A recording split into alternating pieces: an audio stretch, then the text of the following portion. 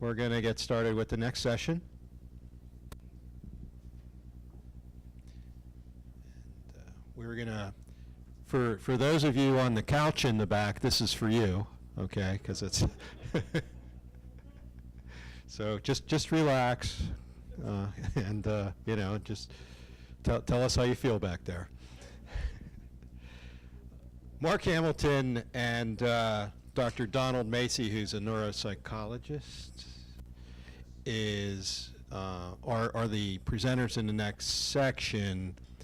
Don Macy was going to be here, but he ended up double booking, and he's at a conference in Boston. But Mark and he put together a presentation, some of which is on videotape, that involved, Mark will tell you about it, but it involved a lot of topics that Mark solicited input from other people to see what do you want to know about psychologists and neuropsychologists as experts.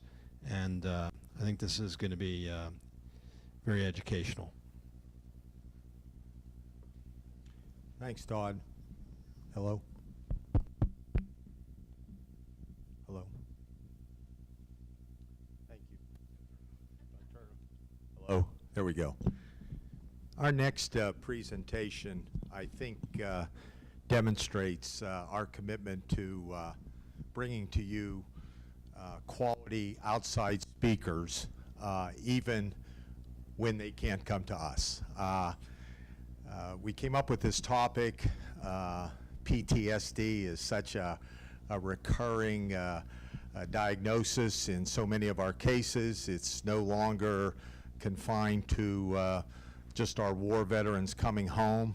And so the first challenge was finding a neuropsychologist that was qualified to speak on the subject. The second challenge was getting him here. I reached out to Donald Macy, a neuropsychologist who practices out of Philadelphia and Lancaster.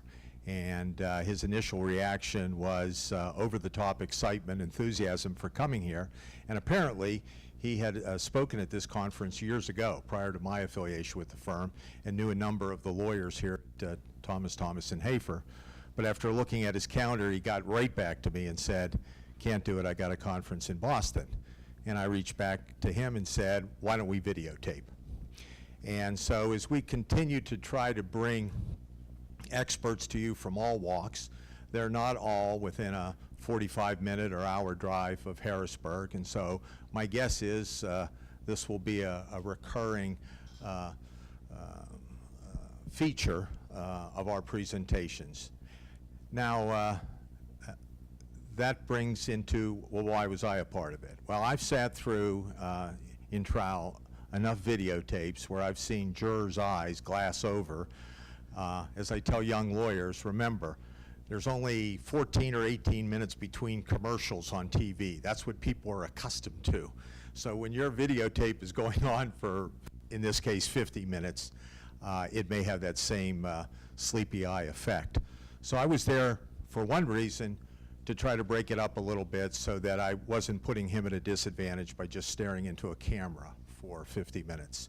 But secondly, and maybe some of you noticed this, in fact, a lot of you did because of your responses, our last or second to last invitation for you to attend indicated that this would be presented by videotape and that Dr. Macy would be accepting questions in advance that we would try to address on the videotape, and therefore try to kind of recreate the dynamic of him being here answering your questions. So that was my other reason for attending. I asked most of those questions. And so just to facilitate, because it's a little different, we don't have a live speaker here, if you turn to that section of your booklet, I'll just tell you some of the materials that he's going to refer to so that you can make easy reference to them. After the title page there, you'll see a number of pages that are just a copy of the DSM-IV manual and how it dealt with PTSD. Only passing reference is made to that. For your reference, I think the DSM-IV came in somewhere between 91 and 93 and was replaced by DSM-5 in 2013. And that section is the next section in these materials.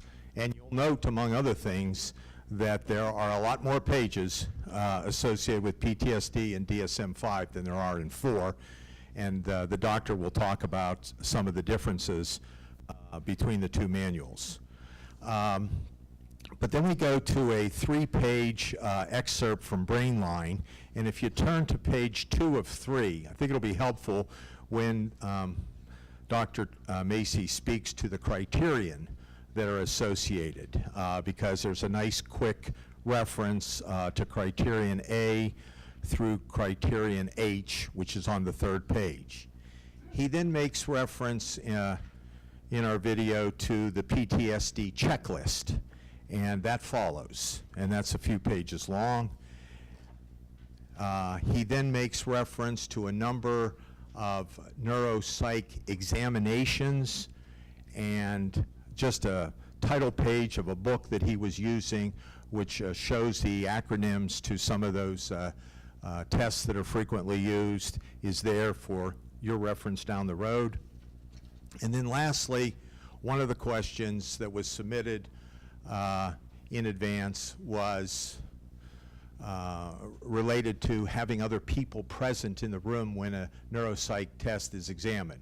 Perhaps many of you have been, whether it's neuropsych or just a physical IME, plaintiff's attorneys want to be there for some portion of it. But we're talking a different animal here than, you know, how someone walks or gait. We're talking mental cognitive testing.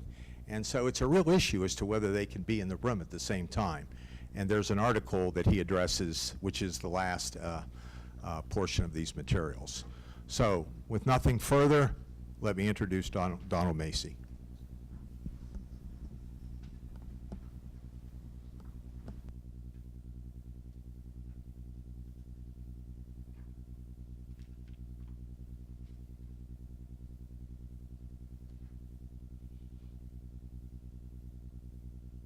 By Dr. Donald Macy on the campus of the Philadelphia College of Osteopathic Medicine.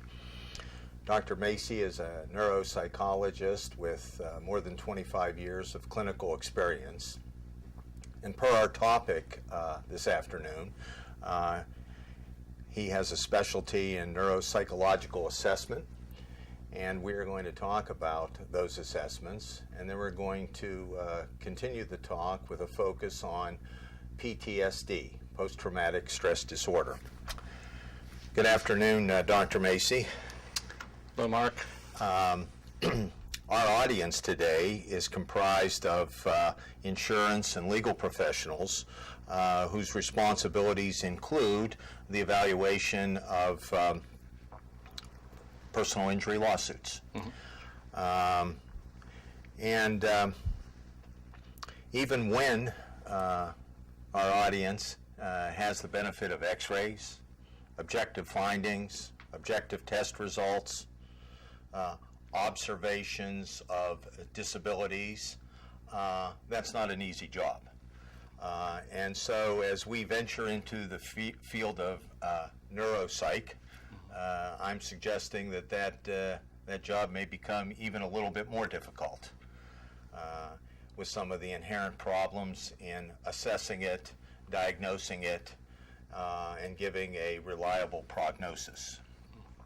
And I'd like you to comment on that if you could, and do it from the perspective of the psychologist who assesses and treats these patients. And at least for today's audience, I see those psychologists being at least coming from one of 3 perspectives.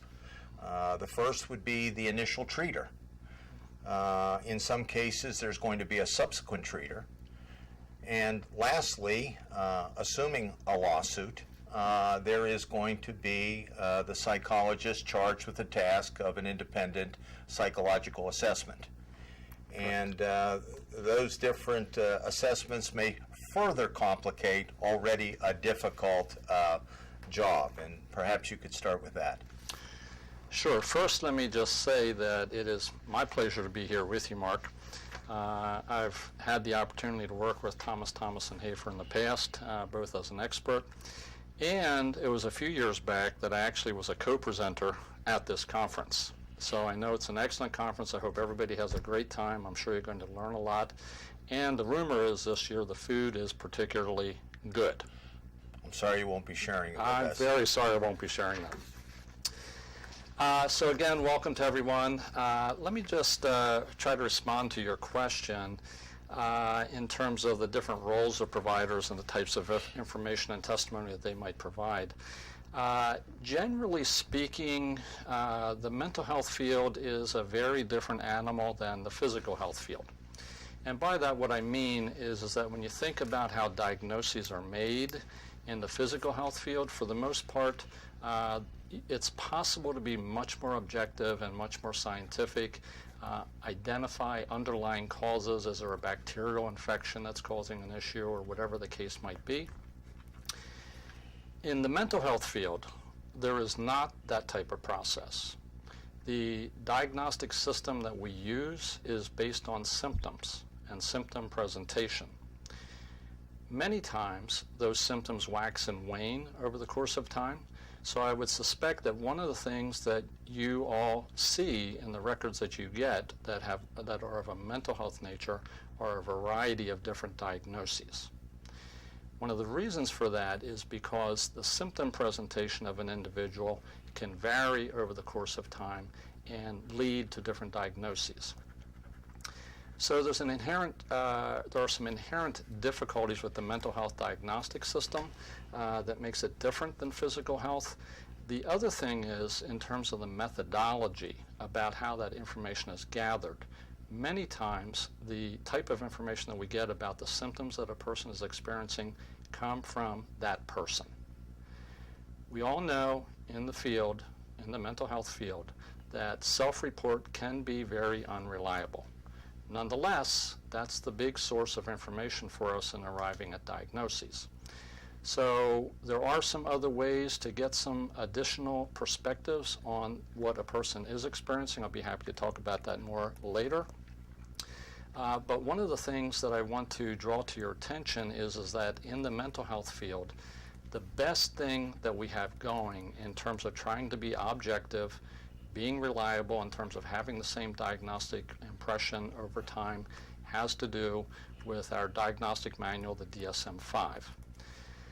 So one of my goals for today is to spend some time talking about how to use the DSM-5, especially in the context of PTSD. There's another issue, though, Mark, that you brought up about the roles of different providers, a treating provider, the secondary treating provider, and maybe the person doing the independent evaluation. For the most part, we generally will think of the treating provider who has known the person over time to have a better understanding of what is going on with the person than somebody who is seen for a one-time evaluation. When Mark, you first approached me about doing this presentation. One of the reasons why I was interested in doing this presentation is that one of the concerns that I have, and one of the things that I try to stress to the students that I work with here at the med school, has to do with being specific and not just going with general impressions. And what that means is that for any provider, it's going to be good to utilize the best criteria that's out there, and for us, the best criteria has to do with the DSM-5. Now, as I understand it, the DSM-5 came into existence in approximately 2013, and as the nomenclature would indicate, it replaced the DSM-4, which I think was the so-called Bible in this field from the early 90s up to 2013.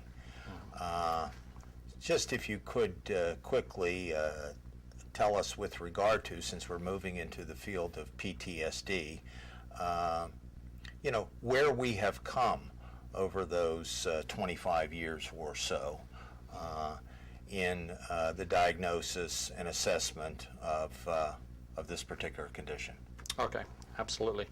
So one of the things to be aware of about how things have changed is a very easy metric is if you take a look at the DSM-5 quick reference, or the DSM-4 quick reference. With the DSM-4 it was 2 pages. With the DSM-5 it's 6 pages. So there's a lot of additional information to consider. The other thing is that if you take a look at the criteria, and I'm going to get into the criteria, I'm going to go through the criteria for PTSD, but the first one is criteria A. With criteria A in the DSM-4, there was much more of a focus on the individual experiencing some sort of event, and is the key word here, in experiencing intense fear, helplessness, or horror. Those are the words. DSM-5, there's no longer a need for somebody experiencing a life event that brings about intense fear, helplessness, or horror. So that's one of the big changes. But the DSM-5 does still require that there be indicators of significant distress and impact on the person's functioning socially, occupationally, or in what's described as other important areas of their life.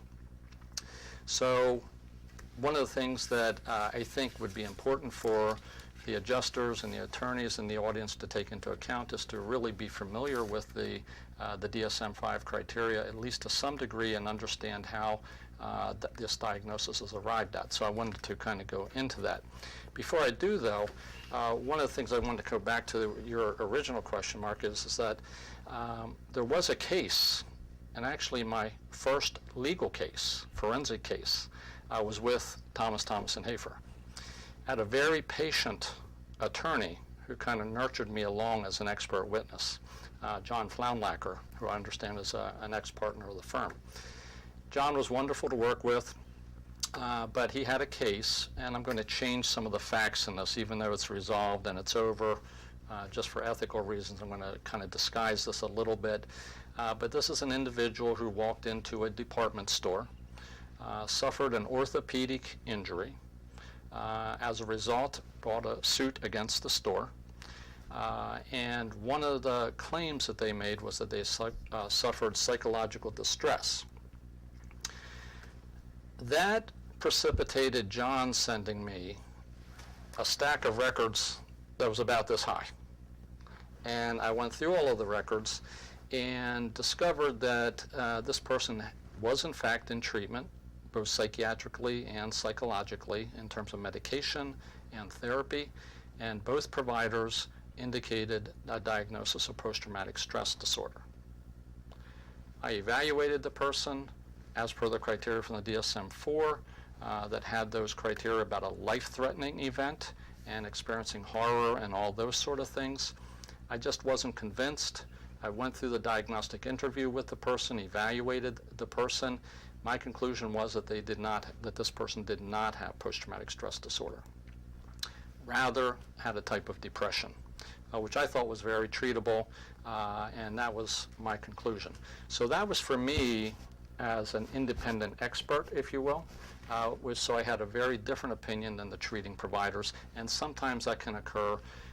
One of the things I would encourage the attorneys and the adjusters and the audience to be aware of is that it's very easy sometimes in the course of a very busy day to not take into account all the specific information that is really a part of a diagnosis, and to be really kind of swayed or affected by some particularly salient feature, like very significant nightmares or something like that that just sticks out, and in the event of some situation that they were in, kind of saying, oh, the person has PTSD, without going through all of the criteria.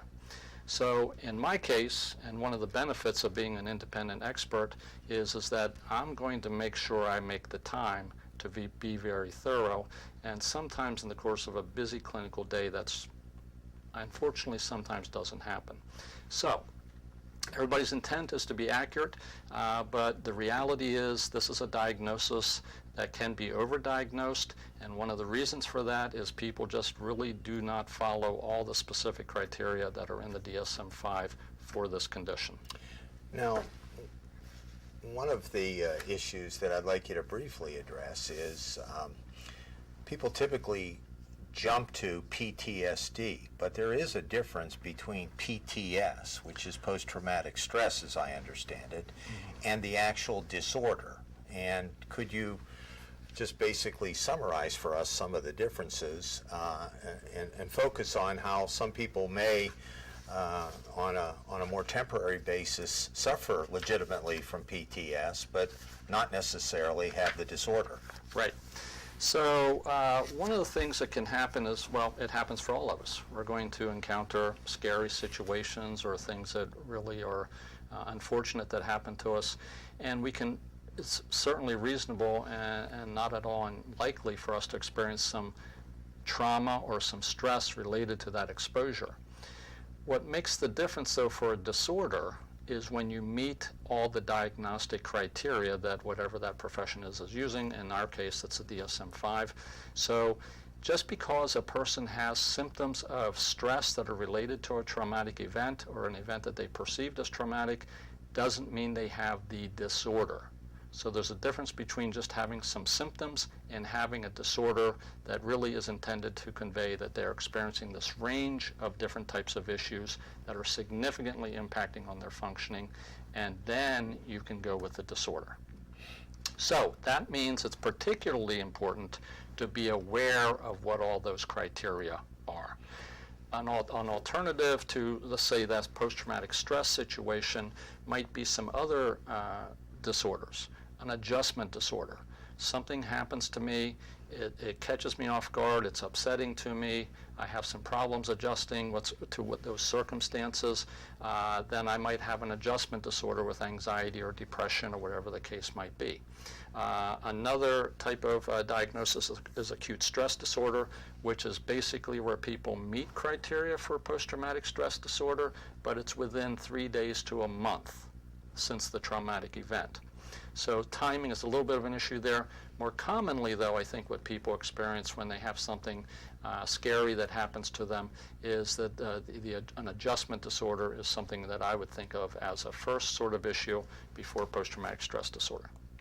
Now, you've mentioned on several occasions criterion that relates to a diagnosis of PTSD. And for our audience, toward the end of the materials in this section of the booklet, we have a very brief synopsis. It's a brainline excerpt talking about criterions A, B, C, D, and so on. And I was wondering if this might be an appropriate time to outline for the audience the various criteria necessary to establish a reliable diagnosis of PTSD. Sure.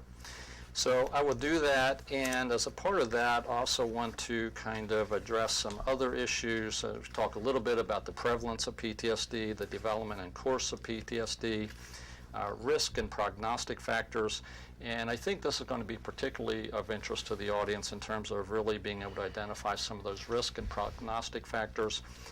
Some of the research shows that people who are diagnosed with PTSD, I believe it's 50% have a recovery from symptoms, a significant recovery from symptoms within 3 months. So that's good. And I might mention that's with appropriate treatment. What happens to the other 50%? Well, this is where it gets very fuzzy, and I think it's particularly relevant to everyone in the audience, is what the DSM-5 says is that these symptoms can go on for as long as 50 years, which is a very long period of time. So how do you start to distinguish who's going to be a responder to treatment, who's going to be one of those 50-year people? I can tell you I did, in preparation for today, we did a cursory search through the literature, and it's pretty fuzzy stuff. Nonetheless, I'm going to give you some guidelines in terms of some risk factors to be aware of that are somewhat prognostic in terms of who's going to really be a responder and who's not going to be. So having said that, one of the things I just want to mention is this is what I'm referring to, the DSM-5. As you can see, it's a big book. So for everybody who works in the mental health field, nobody walks around with all this memorized. Nonetheless, it's a desk reference, and I'd encourage, if you're working with a fair number of mental health cases, might be a very useful book for you to have. But I'm going to go through the PTSD criteria, and then we'll talk about some of those other issues. Okay. So, criteria A, exposure to actual or threatened death, serious injury, or sexual violence in one or more of the following ways. So, there's a few different ways that are specified here about how that could be experienced. One is directly, where the individual isn't directly involved in some sort of traumatic event. Another way is if they are witnessing a traumatic event. The third way is if they are learning that the traumatic event occurred to a close family member or close friend. In cases of actual or threatened death of a family member or friend, the events must have been violent or accidental. And finally, experiencing repeated or extreme exposure to aversive details of the traumatic events. This is a category that was really put in there for first responders, police officers, who in the course of their employment, they can be exposed to any number of these types of situations. So that's criteria A. One of the things that's different with criteria A from DSM-4 is the issue about learning about a traumatic event. So one of the reasons why you're going to see, I think, more in the way of post-traumatic stress disorder diagnoses is this is a situation where somebody could learn about something horrific or something terrible that has happened to a family member, and just the very fact of learning about that, that's created post-traumatic stress disorder. My understanding is with the type of work that you're doing, you're probably not going to run across a lot of people like that. You're going to have more of the people who are involved in motor vehicle accidents. And of course, the more severe accidents are going to be more or less no-brainers in the sense that who wouldn't be having some sort of reaction to it. But my guess is that many of the cases that you'll be dealing with have more of a moderate level of injury involved, or perhaps nothing in the way of any kind of significant medical injury. Nobody's died, there's been no loss of limb, there's not any bloodshed or anything like that, and nonetheless you're getting a claim of post-traumatic stress disorder. So that's criterion A, that's a very important one. Now, before we go on to criterion B, sorry to interrupt, Sure. but say direct exposure or witnessing a trauma, if that is the precursor of this, as opposed to learning that a relative or close friend was exposed to a trauma, are the symptoms of PTSD likely to A, manifest themselves earlier and or longer? I mean, are there any clinical studies in that or any reliable literature that helps you address that? Well, the thinking is that when somebody is exposed to an event like that directly, that they could start to develop some of the symptoms, but not meet all the criteria for PTSD. Maybe they have an adjustment disorder. And the difference between an adjustment disorder and something like PTSD in terms of prognosis is an adjustment disorder is the thinking would be that the person is going to recover. PTSD obviously can have that potential for a 50-year course. So it has some different implications. Did that answer your question, Mark? Yes, I think it did. Okay. The other thing that, another criteria is criteria B, the presence of one or more of the following intrusion symptoms associated with the traumatic event, things like recurrent and involuntary intrusive distressing memories, recurrent distressing dreams, flashbacks, things of that nature. Criteria C. Now, before, again, we go on to criterion C, I guess Sure. my question is, as these folks in the audience try to evaluate assessments that have typically been made before the case comes in front of them, is there a timeline that adds to the legitimacy or delegitimacy, so to speak, of the assessment by how long it takes for the upsetting memories, nightmares, flashbacks to begin? Unfortunately, no. Okay. And the reason for that is that one of the ways to categorize PTSD is with delayed expression, meaning that the person doesn't meet full criteria for a post-traumatic stress disorder until 6 months after the onset of the event. Okay. Yeah, so it makes it very fuzzy. And listen, I get it. For the positions that you're in as attorneys, as adjusters, Again, as we said at the beginning, mental health is a lot squishier. And so I'm sure you're starting to get a little bit of sense of that. So the short answer is no. Okay. Yeah. Thank you. Yes. Criteria C, persistent avoidance of stimuli associated with the traumatic events beginning after the traumatic event, as evidenced by one or both of the following: avoidance of or efforts to avoid distressing memories, thoughts, or feelings about that event, avoidance of or efforts to avoid external reminders, people, places, conversations, whatever the case might be, that arouse those distressing memories, thoughts, or feelings. So that's criteria C. Criteria D, negative alterations in cognitions and mood associated with the traumatic events after the event, as evidenced by two of the following: inability to remember an important aspect of the traumatic event, persistent and exaggerated negative beliefs or expectations about oneself after that event. Things like, I'm bad, no one can be trusted, the world's completely dangerous, things like that. Persistent distorted cognitions about the cause or consequences of the event. Persistent negative emotional state, anger, fear, all those sort of things. Markedly diminished interest or participation in significant activities. Feelings of detachment or estrangement from others.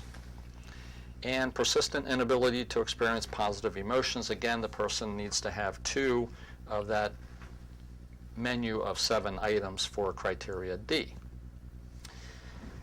Criteria E, marked alterations in arousal and reactivity associated with a traumatic event, as evidenced by 2 or more of the following. There's 6 of these: irritable behavior, angry outbursts, reckless or self-destructive behavior, hypervigilance, exaggerated startle response, problems with concentration, and sleep disturbance. So the person has to have 2 of these. So my view is that if the treating provider or whatever doctor is working with the individual who is where there's a report of PTSD, I think it'd be a good thing for you to make sure that there's an accounting for the fact that the provider has gone through all of these different criteria, rather than having one criteria met that's particularly salient, and they have been involved in some event. But if they don't meet all these criteria, then it's more post-traumatic stress and probably another diagnosis, as opposed to PTSD, which again can have a different prognosis in terms of outcome, and of course that has some implication for you as attorneys and adjusters. So in other words, this list of criterion and the number of criteria that have to be satisfied for each of the categories, this is kind of a template for the adjuster in reviewing the record of a psychologist, or for the defense counsel in cross-examining the treating psychologist, because to the extent those records and notes and recordings don't document that each of the criterion have been satisfied, observed, and documented, it calls into question the underlying diagnosis. Exactly. Okay. Right. And there are a few more criterion. F, the duration of these symptoms that meet the criteria have to last for more than 1 month, which I suspect for the people that you're seeing, probably by the time they get to you, a month is long gone. So that's probably an easy one. G, again, there has to be significant impact on the person's functioning in one way or another. And H, the symptoms that the person has experienced cannot be related to other sorts of things like substance use or medication or a medical condition. Now, going back to criterion G for just a moment, and a definition you gave earlier of PTSD, it sounds to me like to really lock down on a reliable diagnosis, a plaintiff or a plaintiff's counsel might want to put his or her client through functional and occupational testing to see if there is a real impairment. And absent that, another area perhaps to question the validity of the diagnosis? Absolutely. Okay. And there's trickiness in how you ask this too. So if somebody has a claim and I see them and I ask them to tell me, so how has this affected you in your daily life? You know, people can give you all kinds of different responses, so I try to ask open-ended questions rather than steering, well, has this created any problems for you in your relationships? Has this created any problems for you in your job? It's more open-ended. I don't want to kind of give guidance about, you know, and when I'm interviewing people, you know, during the diagnostic interview for me, I'm asking more open-ended questions, seeing if they're showing this kind of information, rather than kind of saying, oh, let me get the DSM-5 out here and see if you meet criteria. That's a little bit of steering toward, you know, well, yeah, I've got that problem and that sort of thing. So I like to ask more of the open-ended questions, but those other kinds of assessments are probably good means for determining in a more objective way what the impairment is, if any. And it occurs to me that another set of records that might be helpful would be personnel records of where the person works. If they're getting consistently great reviews, that they're doing their job, they're doing it well, that seems to undercut the suggestion that Right. they're suffering from PTSD. Again, the difference between self-report and getting information from other sources. Self-report is just unreliable, even in clinical circumstances, let alone where there's a secondary gain issue. Now, there are some other specifiers that you might see with this diagnosis. And these have to do with what are referred to as dissociative symptoms. And there's two types. One is called depersonalization, and this has to do with persistent or recurrent experiences of feeling detached from and as if one were an outside observer of one's mental processes or body. Believe it or not, I've had people where they've had dissociative disorders, and they have very real experiences, usually in the wake of some sort of significant trauma that they've had in their life, where they are literally feeling like they're up in a corner in the room looking down on us talking together. So that's sort of an example of depersonalization. Derealization has to do with persistent or recurrent experiences of unreality, of surroundings, just kind of like I'm in a dream, I'm not really kind of part of this, this isn't real, that sort of experience. If you see those specifiers added on to the diagnosis, that would suggest to me that the provider that has seen the person has determined that this person not only has PTSD, but has a very severe expression of PTSD, which in my mind would make it more likely that they've gone through all the criteria, because by the time that you're really at a point where you're thinking that you're outside of your body, watching your body, things are pretty bad psychologically. Okay. Now, I know in part of the materials that we've provided to the audience, there's a checklist that I think even you have found helpful. Right. In your clinical studies, and perhaps you could show that to the camera now so that the audience could turn to that section of the materials and you could quickly go through that.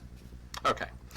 So this is, it's referred to as the PTSD checklist for DSM-5, or the PCL-5, with the life events checklist for DSM-5 and Criterion A. Again, Criterion A is the big one, and it's different from DSM-4. So this is a nice interviewing tool, but it also might have some applicability for you in your roles. And this is a checklist that is in the public domain, so this is not copyrighted, or it's not anything that has to be kept out of the public awareness.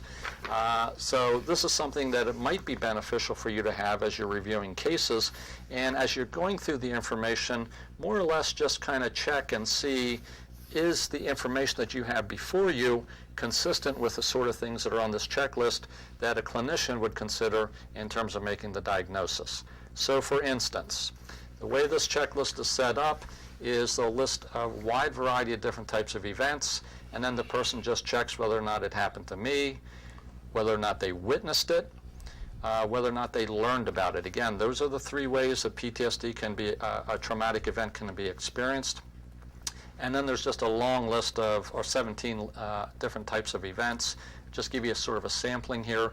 Natural disaster, exposure like hurricanes or things of that nature, fire, explosion, transportation accident, things like motor vehicle accidents or other types of accidents, combat or exposure to war zone, captivity, life-threatening illness or injury. There's just a whole list of different things that can be traumatic for people. That's the one page. Second page is where you get a little bit more detail about the events themselves. And on here, some questions that I would ask, things like, how did you experience the event? How long ago did it happen? Was someone's life in danger? Was someone seriously injured or killed? And if I could just go off on a little bit of a tangent here, there's some terminology here as per the DSM-5 that I think is really kind of the ground that will be possibly gray in the cases that you're dealing with. It's going to be up to you to litigate and decide whether or not the incident that occurred is serious injury. What is a serious injury? Who defines that? Subjectively, people could define that differently. So that's the fuzzy term here, from my point of view, is the DSM talks about serious injury. If you're in a motor vehicle accident, 5 miles an hour, somebody hits you from behind, the person hits their head on the steering wheel, they get a little bit of dizziness, that claim shows up as and one of the issues is post-traumatic stress disorder. Is that serious? That's what is going to be argued. So that's the key term, I think, in here. But this is a nice little checklist that kind of keys you in on that. And you're telling me the DSM manual, as much value as it may have to you, doesn't give us any kind of guidance on what's serious? No. Okay. So there's the fuzziness. Some more of the fuzziness. One of the things that's nice with the DSM-5 criteria as opposed to DSM-4, though, is it really does incorporate more the idea about a type of trauma in terms of sexual violence. So there's some good questions on here for anybody that has had that kind of experience. Okay. Yeah. So that's the PCL-5. Now, if I could just switch gears for a moment, you talked earlier about risk factors, and I'm talking to the extent we're talking about the same thing, maybe almost a predisposition toward having PTSD. And I'm wondering if things such that would precede the incident, your age, your sex, your social upbringing and experiences, your general health, do any of those factors, and perhaps a host of others that I haven't mentioned, have an effect in arriving at, again, an accurate diagnosis? Yes, they do. One of the ways to think about this in terms of those risk and prognostic features has to do with the way the DSM-5 breaks out. Let me just back up a little bit too. The DSM-5, I'm talking about it like it's the definitive source. The DSM-5 is meant to be a guide for clinicians. Having said that, the reality is it's the best that we got. It's the most objective approach that we have. It's the clinical standard of care. So even though there's that qualifier about it's meant to be a guide, the reality is there isn't anything that's better in terms of being more objectively and empirically validated. Having said that, one of the things that the DSM-5 sets up in terms of how to understand those risk factors is what they classify as pre-traumatic factors, things about the person before the incident occurred. Peri-traumatic factors, kind of things that happened in the event itself, and post-traumatic factors. So I'm just going to, I'll run through a few of those. I'd like you to, thank you. Okay. So pre-traumatic factors, they break it out temperamental, environmental, and genetic and physiological. So let me start with temperamental. So what the DSM says is these include childhood emotional problems by age of 6, prior traumatic exposure, a person's inclined to externalize or to develop anxiety problems, previous mental disorders, especially disorders like panic disorder, depressive disorder, if they've been diagnosed with PTSD before, and other anxiety disorders like obsessive compulsive disorder. So just in terms of the temperament of the person, if you see those sort of things in their background, that would predispose them to be at more risk for having PTSD at the present time. Environmental, lower socioeconomic status, lower education, exposure to prior trauma, childhood adversity, things like economic deprivation, family dysfunction, parental separation or death, all those sort of things, lower intelligence, minority racial and ethnic status, and a family history of psychiatric problems. I'd like to just expand a little bit on minority racial and ethnic status a little bit. So I attended a presentation recently where the individual was speaking about the fact that in our culture, there's for individuals who are ethnic minority backgrounds in our culture, that there's a very different type of daily life experience that individuals in those communities experience that can be traumatizing. So it's kind of like the cultural backdrop, if you will, to the trauma that people from different backgrounds experience in any mainstream culture. And I think that that's a consideration too. So what the statistics show is that that's a factor not because of race or not because of ethnicity, but because of some very real and different life experiences that just people experience on a day in, day out basis. It's more of the concept here is more of a cultural trauma. So that's the rationale for that. As far as genetic and physiological, the stats show that female gender and younger age are just statistically more likely to have PTSD. One of the reasons for that has to do with, again, that kind of culture that we're in, and one of the things the DSM-5 tries to capture is the fact that for women it's a very different experience in terms of sexual harassment, sexual trauma that they experience, and that might be one of those contributing factors about why younger women in general are statistically at more risk for developing PTSD, and especially if they do have any of that history of any type of prior sexual trauma. So that's pre-traumatic. As far as the actual event itself, peri-traumatic, it really gets back into the dose or the severity of the trauma that the person experienced. Again, there's that fuzzy word there, severe, that has to be sorted out. But the more severe that the trauma is, the greater the likelihood that somebody will have a type of post-traumatic stress disorder develop. Military personnel, obviously, they're in situations where they can be exposed to multiple situations that are very traumatic. So again, that multiple exposure, that can be another one of those risk factors that's going to be more predictive. And again, this is all in the spirit of how do you sort out the people that are going to, the 50% that are going to respond to treatment within three months or so, versus the 50% and some of those people that might go on to 50 years. So these are some of those factors. Post-traumatic factors. Things like it kind of gets into the disposition of the person, their temperament. I'm sure we all know people that tend to they view the world as the glass is half empty. They tend to be negative, they tend to be pessimistic, they tend to be very self-critical. Somebody like that, after something has happened to them, again, the prognosis would be that could be a factor that could really kind of stretch things out. And the absence of coping strategies.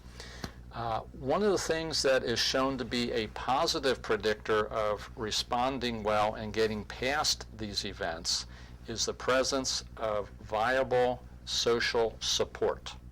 So if you have somebody who has something happen to them, they really don't have any family, they're kind of a loner, they're kind of isolated, the prediction would be that, again, this might be one of those individuals that the course of treatment is going to extend, as opposed to somebody who is in a very close and expanded type of family situation, either in terms of family members, friends, or other types of supports. So the presence of social supports really will mitigate a lot of this kind of poor prognosis. Now, you've talked and about course of treatment, and we've talked about the 50% that are likely to respond to treatment in, was it 3 months or less? I think it's 6 months. 6 months I think it's or 6 less months. versus the other 50% that could go on Right. for quite a long period of time. I know this topic we're presenting today is mostly about assessment, but very quickly I have just 2 questions regarding Sure. treatment. What type of treatments are we talking about classically? Because to the extent that someone holds themselves out as a treater of knowing PTSD, Right. I think the evaluators of that should know whether or not they're prescribing a course of treatment that is acceptable and the standard of care. Second of all, is there a correlation between how quickly a course of treatment begins after symptomatology is demonstrated to how long a patient suffers? In other words, the quicker we begin a course of treatment, the more likely there to be in that 50% that might respond within 6 months. Yes. So it is important, the sooner the treatment can begin, the better. The problem is, for most of us, not only in terms of physical health, but mental health issues, and when something happens, we try to deny it. We try to just bull through whatever is going on and try to just do the best we can. Unfortunately, in the United States, it's kind of like when people get involved in mental health treatment, it's kind of like when it's like you have no recourse. So it's not typical for people to be thinking proactively, but in a situation like this, the sooner that they can get involved in treatment, the better in terms of prediction or prognosis. As far as the treatments that are out there, I have to confess a bias. Where I'm at here at Philadelphia College of Osteopathic Medicine, we train future doctoral level clinical psychologists. We have a bias for cognitive behavioral therapy.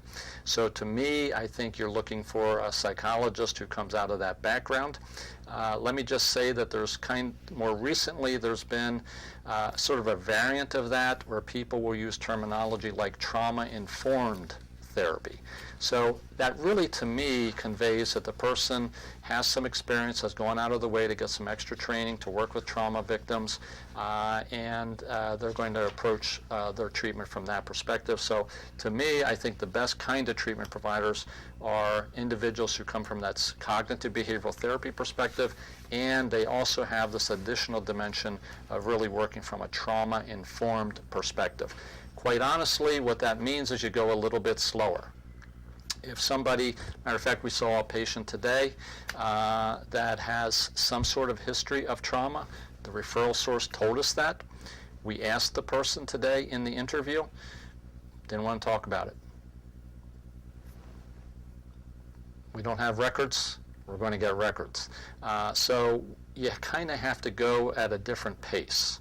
And that's the trauma-informed piece, is to not further victimize the person by forcing them to go faster than what they're ready to kind of really deal with those traumatic events.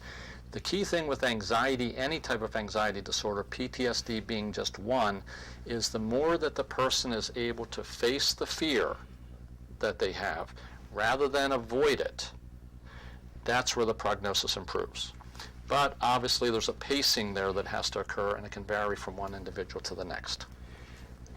Doctor, in the few minutes that we have left in this segment of the program, I'd like to ask you a few questions. And we received a number of questions from the audience prior to our session today, and many of which you've already answered in the comments you've made. One relates to standardized testing. And that's another tool that I think is helpful in making an accurate assessment. Can you talk briefly about the types of standardized testing and incorporate into that what so many people talk about, and that is faking bad versus faking good? Okay, good. Yes. So in an effort to not just be reliant on self-report, we do try to use different types of assessment instruments.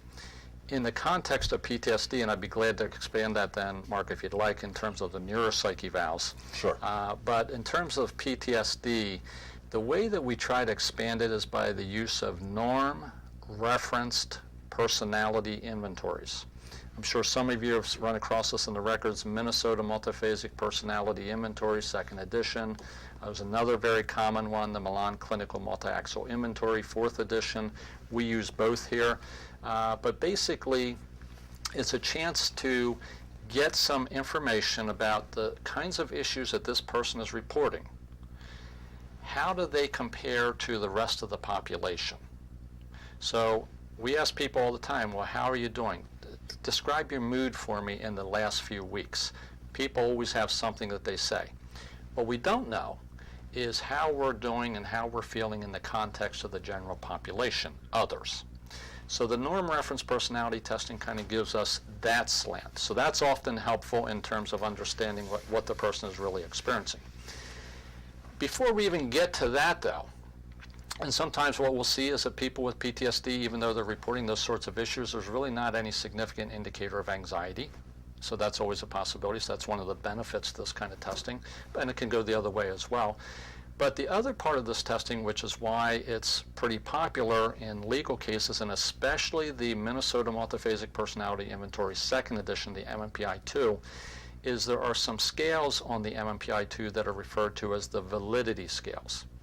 And what that does is that gives us an idea about how the person approached the test items. What was their motivation as they were responding to these test items? So some of these scales are the L scale, stands for the lie scale. Things like, and I'm going to have to make this up because it's a copyrighted information, but let's just say if I've traveled to Africa 50 times last year. Maybe some people in the world have, but if I say true to that, that would be something that would be highly unlikely. So there's those kinds of items on the L scale. There's something that's called the K scale that is a much more subtle lie scale. There's something that's called the Trin and the Vrin scales. And basically those have to do with what's the consistency that the person responded to the test items as they were going through. So basically it's a statement that's asked in reverse, and you kind of expect a certain consistent way of responding. And if you see some inconsistency with responding, then that might be an indication that there's something going on here, and you have to figure out why that inconsistency is there. There's something else called the psychopathology scale, the F scale, and we know with different clinical populations how people tend to score. So if somebody who has no previous history of mental health problems, they get involved, let's say, in a motor vehicle accident, they come in, they take this MMPI-2, and they have an F scale that's in a range that's even indicating they have more problems and more dysfunction than individuals with chronic schizophrenia. We know that doesn't add up. So there are these kinds of scales that allow us to start to determine faking good or faking bad. My guess is in the situations that you're all dealing with, it's probably more along the lines of a tendency to fake bad. An example of faking good is the MMPI-2 is used in pre-employment hiring for certain positions like police. I've had police officer candidates come in, they take the MMPI-2, and it just looks like, quite honestly, they're just faking good. They want the job. And that's not unusual with pre-employment testing, and I give them a choice then. Either retake the test and allow yourself to be human, or I'm going to call the chief up and I'm going to say, erect a statue with a red carpet in front of it of you out in front of this police station because you're the next saint walking the face of the earth. What do you want me to do? So you get that kind of, you get a chance to get that kind of information with these validity scales. Great. Now, with regard, I think we only have time for one more question, but with regard to the testing itself, Yes. And we had a number of people ask this question. That is, are third-party observers permitted to be present in the room when you administer the neuropsychological evaluations? And again, what we're referring to here in most cases is there are some plaintiffs' lawyers that demand that they be present during all or a portion of the testing. Right. And others would suggest that the patient cannot go through testing without some sort of support there, whether that be a family member or a friend. And so I think those are the two popular contexts for this question. Okay, excellent. So let me show you this.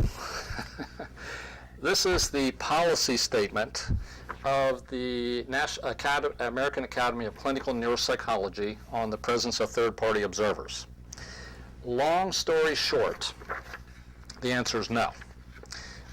So it's recommended for a variety of different reasons, chiefly having to do with the validity of the results, that a third-party observer not be present. Having said that, I can tell you for sure that I've been involved in cases where the issue got forced one way or another where there was a third-party observer. And what I do is beforehand I protest as much as I can, and then I make a decision whether or not I'm willing to still do the evaluation. And there's been some times where I've said yes and sometimes where I've said no. The guidance that we get from this policy statement is that we have to kind of weigh whether or not there are circumstances here like serious mental illness or something that would really kind of make the results not be useful if a person was not with this individual. Different set of circumstances, just having a paralegal or even the attorney kind of sitting there observing, just making sure that there isn't anything going on that they don't understand or they don't appreciate or that sort of thing. So under those kind of circumstances, the policy statement is to say no. There's some wiggle room here for some discretion. Sometimes people will say that, well, how about if I just sit out of sight, or how about if I just sit behind some glass, one-way glass, where it's just kind of like the person can't see me. And the issue is still the same. It can impact on the accuracy of the test findings, because even though the attorney is out of sight, the person knows as they're going through all these different cognitive measures with the neuropsych eval or even the personality testing that that person's kind of there. So between here and here, they're in the room. So we want to keep them out of the room. And one of the reasons for that is that when these tests were developed and normed, there were no third-party observers present. So I can tell you, in the few cases I've been in where I've agreed to having a third-party person present, it's either because of the needs of the patient, or is because of the, quite honestly, if I can say this, the pushiness of the other side, and ultimately I agreed to still do it. But in the report, I have an ethical obligation to kind of specify the limitations of the data then, because it was not gathered under standardized circumstances. And that weakens the value of the evaluation. So if both parties are willing to do that, then we do it. Time forces us to conclude our talk this afternoon. You've been quite interesting. Thanks for your time. I know the firm and its clients really appreciate what you've done here. Thank you, Mark. Thank you. It was great to be part of Thomas and Hafer conference again. Thanks so much. Okay, you bet. Real quickly, an anecdote that has surfaced in the last 24 hours, at least to my knowledge. Perhaps some of you have seen the pop-up of the study released, I think it was by Arizona State University, that as many as 1 out of 4 undergraduates suffered PTSD as a result of the last presidential election. So I think when you take a look at that criterion that he made reference to, especially criterion A, when you get results like that and you compare it to the criterion, the definition of fuzziness that he used a couple times really comes into view. So it's certainly a subject that has many definitions and many different perspectives. Thanks for your time. Okay. 2 real quick things. Can I see a show of hands of those who have PTSD because page 2 wasn't there in the checklist? That was a serious thing. That was a serious thing, and I noticed that as well. And Tony will send that to you by email. Everyone that was in, we apologize for that. Okay, we're a little behind, so let's take a quick break. We'll try to tighten it up, but I realize this is cutting into the fun at the end.